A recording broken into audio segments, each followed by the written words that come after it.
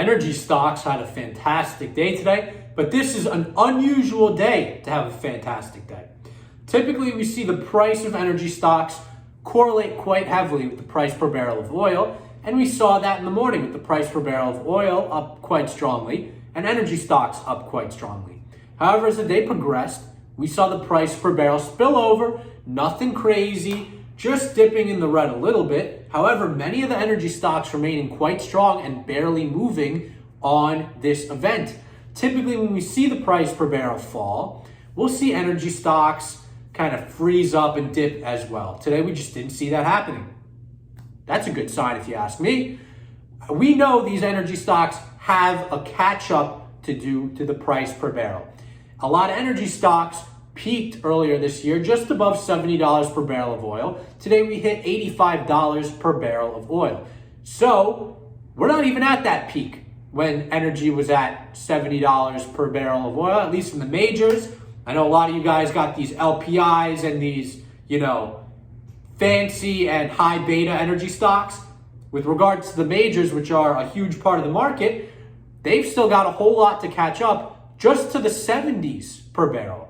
And I think today highlights this phenomenon, and we should see some exacerbation of this run as other investors begin to realize that, in fact, these stocks have a lot to catch up, given that the price per barrel of oil is in the mid-80s and has likely established a floor at 80. Now, what makes us confident that we have established a floor in the 80s? Well, the big fear is production increases. In the past, we've had oil prices get into the hundreds, and what ends that is a massive increase in supply. However, this is not the case, as we've said on this channel, for a number of reasons. One, U.S. producers feel very threatened by the push to clean energy, and instead of investing in new oil production, they want to invest in new carbon neutral energy sources, at least the majors, and the miners don't want to invest in new production either. At least that's how it seems. So no more U.S. production. OPEC minister from Saudi Arabia yesterday said we got to be cautious on production.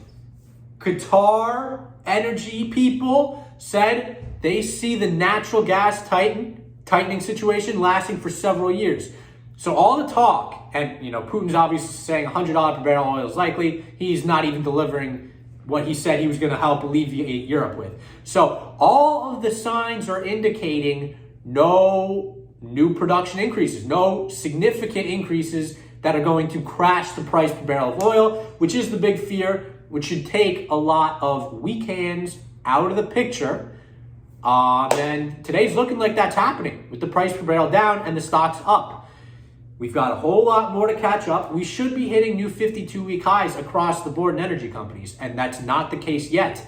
Yet the price per barrel has gone up about $10, give or take a couple bucks from that previous peak, depending on which is stock. The services peaked a little earlier before Exxon, Chevron, etc.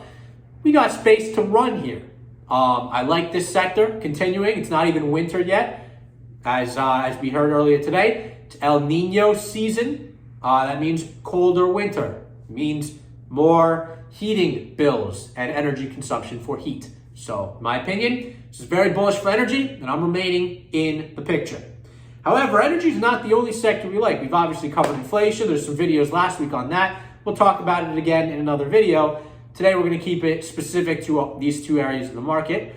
Mining stocks doing fantastically today on pushing forward and a light at the end of the tunnel scene on infrastructure. These companies are making a tremendous amount of money without infrastructure. Cleveland-Cliffs is, printing a tenth of their valuation in terms of earnings in one quarter. And let's remember, there are 4 quarters in a year. So do a multiple on that based on last Q's earnings, and you're getting a crazy price.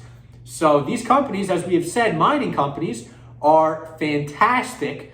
They produce a lot of money. They can adjust for inflation. And most importantly, they're trading at ridiculously low multiples. If inflation does occur, and we believe it will, although that is an open debate that we can't say with a high level of, absolute certainty. We do have a relatively high level of certainty here. these companies can adjust the price of their products for inflation. Energy has been able to do this, and we think mining companies are going to be able to do it as well, and they will benefit from inflation. So this is another sector of the market that we believe is structurally underowned and presents massive economic opportunity, and that's why it occupies quite a large allocation in our portfolio. Energy and mining companies. My opinion, my favorite ones are Cleveland-Cliffs, BHP, and MP. MP is a little different than Cleveland-Cliffs, which is vertically integrated steel. BHP, which is diversified, copper, steel, iron, coal. MP, I learned about this company on CNBC, essentially controls one of, if not the only, rare earth magnet mines in the world. The Chinese government has a massive stake. When Brian Sullivan, CNBC commentator, was there, U.S. Department of Defense was there right before him. So that's how important this kind of asset is. It's trading at a relatively low valuation, $3 billion, nothing crazy, for the kind of potential it could have one day. And the stock's up 4% today, not extrapolating a single day's move. A lot of mining companies are up today.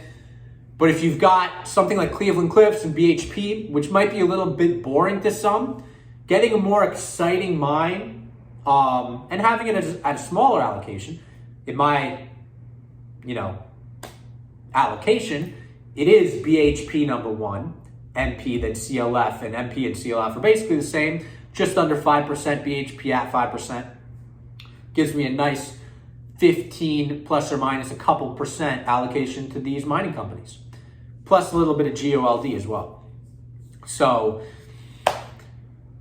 that's my take on mining. In addition, we have energy, mining, and growth. Real growth. We don't view Apple, Amazon, Microsoft, Facebook as growth, even though they grow. They are blue chips at this point.